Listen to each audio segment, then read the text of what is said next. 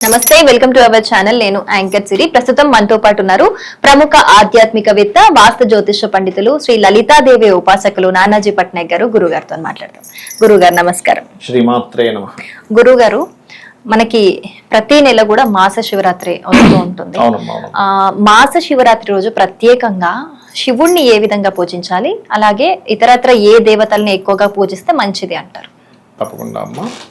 ఎప్పుడు కూడా మీరు అమావాస్యకి దగ్గరలో ఉంటుంది శివరాత్రి. ఓకే, అయితే మహాశివరాత్రి చేయడం వల్ల ఏమిటి అంటే ఇక్కడ ఎన్ని రకాల లాభాలు ఉన్నాయో చెప్తాను. ఒకటి, మీ జన్మజాతకంలో కనుక శాస్త్రంలో ఏం చెప్తారంటే, జ్యోతిష్ శాస్త్రంలో మీకు ఎన్ని యోగాలు ఉన్న ఆయుష్ కనుక లేకపోతే వేస్ట్. శివానుగ్రహం కనుక ఉంటే మహాశివరాత్రి రోజు ఎవరికైనా గండయోగాలు ఉన్నాయి వారు కనుక ఆ రోజు చంద్రమౌళీశ్వర ఆరాధన, చంద్రశేఖర అష్టకం కనుక చదువుకుంటే ఖచ్చితంగా వాళ్ళకి ఆయుష్ పెరుగుతుంది.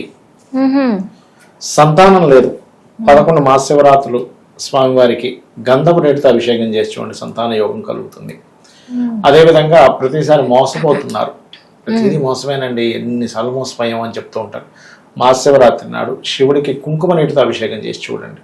నీళ్ళే, వేరే అక్కడ నీళ్ళలోనే కుంకుమ వేస్తారు, లేకపోతే ఇక్కడ గంధం వేస్తారు. కొద్దిగా ఒక చిటికెడు, కిలోలు వేయదు, జస్ట్ చిటికెడు వేయాలంటే సరిపోతుంది, చేయాలని చెప్తుంది శాస్త్రం. అదేవిధంగా ఇప్పుడు కొంతమందికి హ్యాపీనెస్ లేదని బాధపడుతూ ఉంటారు. ఎంతో ఏమిటోనండి, ఆనందమే లేదండి, సంతృప్తి లేదు. ఆనందం వేరు, సంతృప్తి వేరు. మరి సంతృప్తి ఈజ్ డిఫరెంట్, ఆనందం ఈజ్ డిఫరెంట్. అయితే ఆనందం లేదు, హ్యాపీనెస్ లేదు అనుకునేటువంటి పుష్పాలతో మహాశివరాత్రి రోజు పూజ చేయాలి శివుణ్ణి. శివుడు లేనటువంటిది అది మంగళకరం కాదు. శివ అంటే మంగళం అని అర్థం, శుభము అని అర్థం, మంగళం అని అర్థం శివ అంటే. అందుకే దక్షయజ్ఞంలో కూడా ఆ దక్షుడు శివుణ్ణి పిలవకుండా ఒక సభ ఏర్పాటు చేద్దాం అన్నప్పుడు పార్వతీదేవికి తెలుస్తుంది నారదుడి ద్వారా. అమ్మవారు వెళ్తుంటే ఫస్ట్ అద్దుకుంటాడు, వద్దంటే లేదు. అదే దశమహావిద్యలు. ఎటు తిరుగుతూ అటు వచ్చింది అమ్మవారి, కాళికాను, చిన్నమస్తాగాను, లేకపోతే షోడశిగాను, ఇలా రకరకాలు వచ్చింది కదా. వచ్చినప్పుడు ఏంటి, అన్ని రకాలుగా వచ్చింది. ఆ దశ దిక్కుల నుంచి వచ్చి అతను ఆపింది కాబట్టి దశమహావిద్యలు వచ్చాయి. దాని తర్వాత శివుడు లేనటువంటి యజ్ఞాన్ని చేస్తున్నటువంటి అమ్మవారికి కోపం వచ్చి తన యొక్క, అంటే తను డైరెక్ట్గా వెళ్ళలేదు ఎప్పుడు కూడా. మనకి శాస్త్రాల్లో చాలా మంది తెలియక ఏమనుకుంటారంటే, ఇదేమిటి ఆవిడ వెళ్ళడం ఏమిటి, తను యోగాజ్ఞలో ఇదైపోవడం ఏంటి, అమ్మవారు ఏంటి అనుకుంటారు. కాదు, అమ్మవారు ఒక మాయను పంపిస్తుంది అక్కడికి.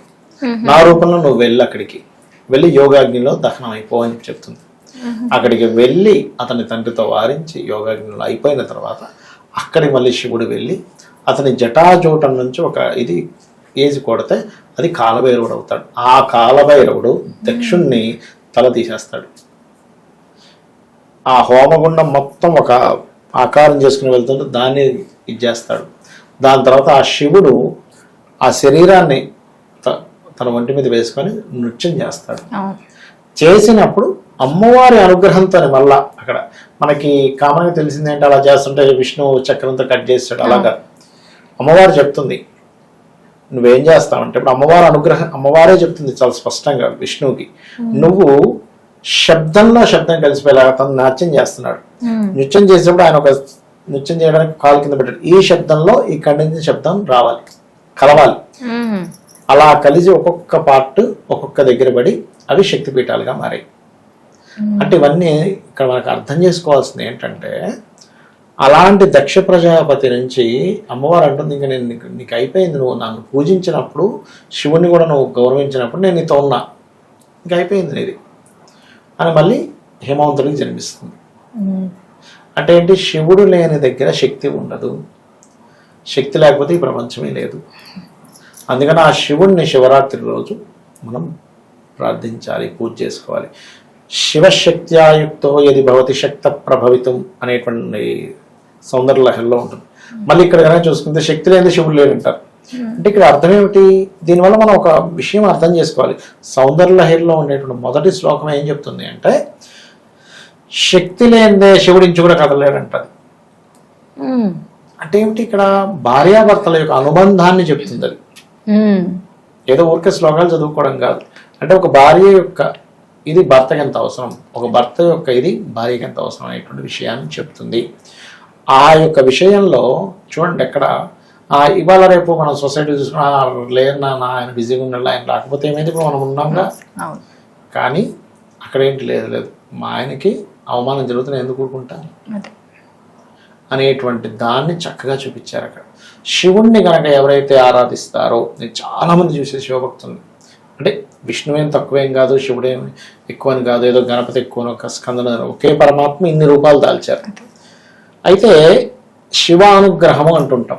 మహాభారతంలో కూడా అతను శ్రీకృష్ణ పరమాత్మ అర్జునుడు వాళ్ళ అభిమన్యుణ్ణి హతమార్చినందుకు ఒక ప్రతిజ్ఞ చేస్తాడు అర్జునుడు, రేపు సాయంత్రం కల్లా అతను తలగనక తీయకపోతే నేను గాంధీవంతో సహా అగ్నిలోకి ప్రవేశిస్తాను. అప్పుడు శ్రీకృష్ణుడు అవుతాడు, నువ్వు అసలు ఏ నమ్మకంతో ఈ మాట అన్నావు అంటే, నువ్వు ఉన్నావనే నమ్మకంతో బావా అంటాడు. అయితే ఇప్పుడు ఆయనకి నిద్ర పట్టదు ఫస్ట్, ఇదేమిట్రా బాబు ఈయన ఇట్లాంటి ప్రతిజ్ఞ చేశాడు అని. నిద్రపోతున్నటువంటి అర్జునుడిని లేపి తీసుకెళ్తాడు పదాన్ని. అతని పాశుపత అస్త్రానికి అది ఎలా ప్రయోగించాలి అనేటువంటిది శివుడి దగ్గర తెలుసుకుందాం పదాన్ని. వెళ్తారు, శివుడు చెప్తాడు అక్కడికి వెళ్ళండి, ఆయన చెప్తాడు అంటారు, ఇది ఎలా ప్రయోగించాలో మొత్తం చెప్పేసరికి నిద్రలోంచి లేస్తాడు. అంటే ఇతని యొక్క ఆత్మను పట్టుకొని వెళ్ళాడు విష్ణువు. అంటే ఏంటి, నీకు ఒక అస్త్రం ఉన్నా, నీ దగ్గర ఒక విద్య ఉన్నా, అది ఫలితం పొందాలంటే మళ్ళీ శివానుగ్రహం కావాలి. అలా ఏంటంటే భగవత్ అనుగ్రహం కావాలి, అది శివుని యొక్క అనుగ్రహం కావాలి, ఈ మాసం అంతా బాగుండాలి అంటే మహాశివరాత్రి చేసుకోవాలి. చాలా చక్కగా వివరించారు గురుగారు. Thank you so much. శ్రీమాత్రే నమః.